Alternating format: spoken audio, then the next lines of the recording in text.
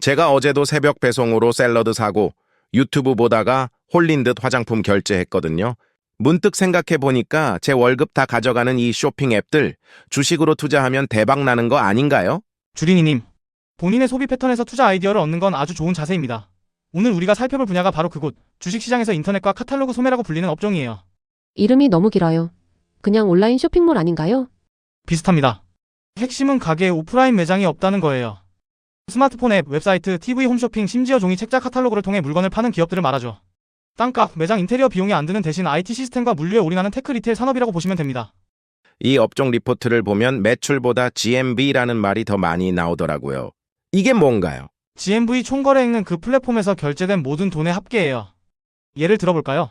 미트박스 글로벌이라는 축산물 거래 플랫폼이 있어요. 여기가 2023년부터 최근까지 GMV를 약 1조 2,400억 원이나 찍었거든요.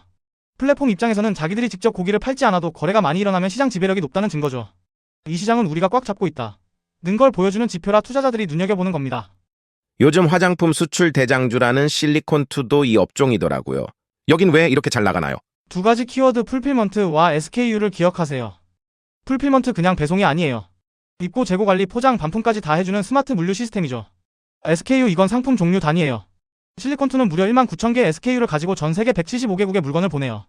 중소기업 화장품 브랜드들이 우리 해외 진출하고 싶어 하면 실리콘투가 자기들의 풀필먼트망을 이용해 전 세계로 쏴주는 거죠. 데이터 기반으로 재고 관리를 기가 막히게 하니까 손실이 적고 수익이 높은 겁니다.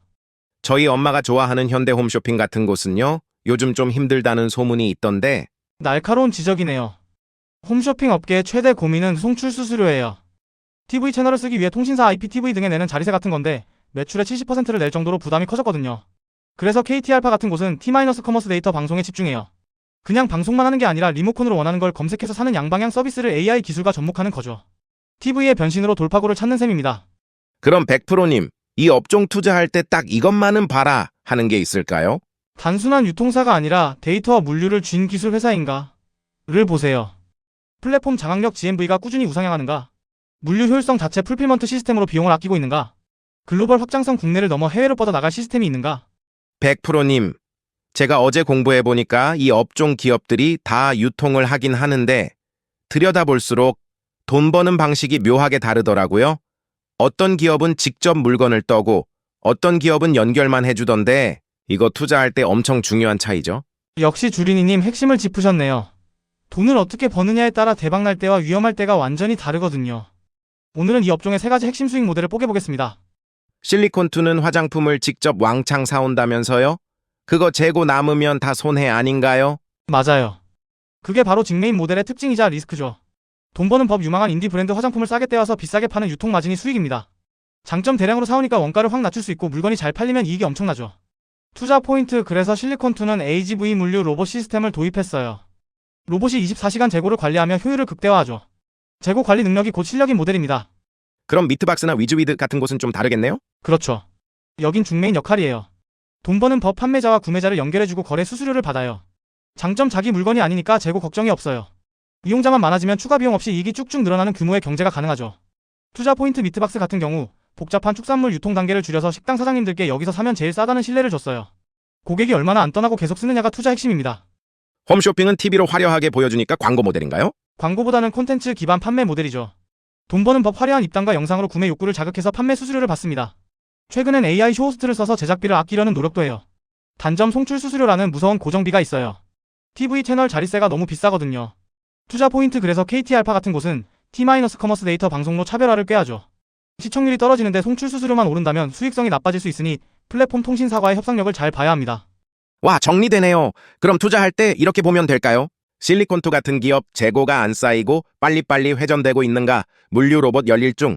미트박스 같은 기업 사람들이 다른 데 안 가고 여기서만 계속 거래하는가? 충성 고객 확보. 홈쇼핑 기업 비싼 송출 수수료를 이길 만큼 모바일이나 AI로 변신을 잘하고 있는가? 완벽합니다. 단순히 물건 많이 파네? 가 아니라 어떤 방식으로 남기느냐를 아는 게 진짜 투자자의 시선이죠. 100%님.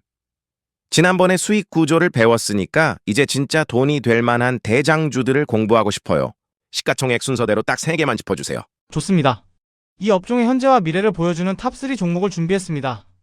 하나는 미친 듯이 달리는 경주마, 하나는 변화가 필요한 전통의 강자, 마지막은 기술로 무장한 복병입니다. 와, 실리콘투. 요즘 주식 유튜버들이 엄청 얘기하던데 여기가 그렇게 대단한가요? 이 회사는 변신의 규제예요. 원래 반도체 유통하다가 화장품으로 갈아탔는데 그게 신의 한 수였죠. 핵심 경쟁력 단순히 물건 파는 게 아니라 전 세계 175개국의 물류 거점을 둔 글로벌 고속도로 자체입니다. 최근 성적 2024년 4분기 예상 매출이 전년보다 75%나 늘었어요. 특히 미국뿐만 아니라 유럽 매출 비중이 36%까지 올라오면서 시장을 다 씹어먹고 있죠. 100%의 팁 얘네는 데이터로 어느 나라에선 이 화장품이 뜨겠다를 미리 알고 마케팅까지 해줍니다. 일반 유통사가 아니라 데이터 플랫폼으로 봐야 해요. 현대 홈쇼핑은 모르는 사람이 없잖아요. 여긴 시가총액만큼 돈을 잘 버나요? 재무 구조는 아주 탄탄해요. 하지만 큰 고민이 하나 있죠. 아까 말한 송출 수수료예요. 방송 매출의 70%가 넘는 돈을 자릿세로 내고 있거든요. 대응 전략 그래서 요즘 TV보다는 모바일 앱이랑 라이브 커머스에 사활을 걸고 있어요. 백화점 그룹답게 비싸고 좋은 물건을 가져오는 능력은 여전히 국내 최고입니다. 투자 포인트 TV 밖에서 얼마나 돈을 잘 벌어오느냐가 이 회사의 주가를 결정할 열쇠가 될 겁니다. KT알파는 좀 생소한데 여기가 왜 탑 3에 들어가나요? 최근 성장세가 무시무시하거든요. 2024년 영업이익이 전년 대비 156%나 올랐어요. 비결은 바로 AI입니다. 기술의 힘 AI 쇼호스트가 옷을 추천해주고 고객 리뷰를 실시간으로 분석해서 방송에 띄워요. 사람이 하던 일을 AI가 하니까 비용은 줄고 효율은 엄청나게 올라간 거죠. 성장 동력 KT그룹의 기술력을 등에 업고 데이터 방송 T-커머스 시장을 혁신하고 있다는 게 매력적입니다. 역시 성장성을 보려면 실리콘2, 안정을 원하면 현대홈쇼핑, 기술력을 믿으면 KT알파 이렇게 보면 되겠네요. 정답입니다. 하지만 주식의 100%는 없으니 이 기업들이 글로벌 경기나 수수료 협상에서 어떻게 대처하는지 꼭 뉴스를 챙겨보세요. 100%님, 지난번에 대장주들도 좋았지만 저는 남들 다 알기 전에 미리 사둬서 크게 먹고 싶거든요. 혹시 지금은 좀 빌빌 때도 나중에 떡상할 만한 기업들 없을까요? 주린이님, 그런 걸 주식시장에서는 턴어라운드 실적 반등 종목이라고 해요. 기업의 체질이 아예 바뀌거나 바닥을 치고 올라오는 기업들이죠. 조금 위험할 순 있지만 성공하면 수익률이 엄청납니다. 오늘 딱 3곳만 골라왔어요. 그레디언트? 이름이 생소한데 혹시 예전에 인터파크랑 관련 있나요? 정답입니다. 인터파크의 자산을 기반으로 세워진 회사인데 이제는 쇼핑몰이 아니라 바이오 헬스케어 기업으로 변신 중이에요. 핵심 무기 자회사 그레디언트 바이오컨 버전스가 암 환자의 세포를 배양한 오가노이드를 400종이나 갖고 있어요. 이걸로 신약을 개발하는 거죠. 투자 포인트 최근 흑자 전환에 성공하며 실적 반등의 신호탄을 쐈습니다. 글로벌 제약사의 기술 수출이라도 터지는 날엔 상상에 맡게요. 미트박스는 아까 수수료 모델로 배웠던 곳이죠? 여긴 이미 돈을 잘 벌고 있지 않나요? 이제 막 돈 버는 근육이 붙기 시작한 단계예요. 2022년 겨우 9억 원이던 영업이익이 2026년에는 71억 원까지 늘어날 전망이거든요. 핵심 무기 복잡한 소고기, 돼지고기 유통을 앱 하나로 끝내버렸죠. 자영업자들에겐 없어서는 안 될 플랫폼이 됐어요. 투자 포인트 최근 물류 시스템을 더 개선해서 한우나 식자재 유통까지 영역을 넓히고 있어요. 성장 속도가 굉장히 가파른 성장형 흑자 기업입니다. 여기는 주가가 좀 많이 빠졌던 곳들 아닌가요? 지금 들어가도 괜찮을까요? 그래서 바닥 다지기 종목이라고 불러요. 청담 글로벌 중국 라이브 커머스 시장에서 여전히 강자예요. 품목을 다양화하면서 2024년 말에 당기순이익 흑자 전환에 성공했습니다. 내실을 다지는 중이죠. 엑시온 그룹 위주이드라는 직구 플랫폼으로 유명하죠. 오랫동안 주가가 힘들었지만 최근 커머스 인프라를 재정비하면서 부활을 노리고 있어요. 투자 포인트 남들이 쳐다보지 않을 때가 기회일 수 있지만 그만큼 인내심이 필요한 종목들입니다. 주린이님, 턴어라운드 종목은 공부한 만큼 수익이 나는 곳입니다. 단순히 싸다고 사는 게 아니라 기업이 정말로 변하고 있는지 뉴스를 꼭 챙겨보셔야 해요. 100%님, 요즘 제 스마트폰 광고가 다 알리테무예요. 너무 싸서 저도 홀린 듯 사게 되더라고요.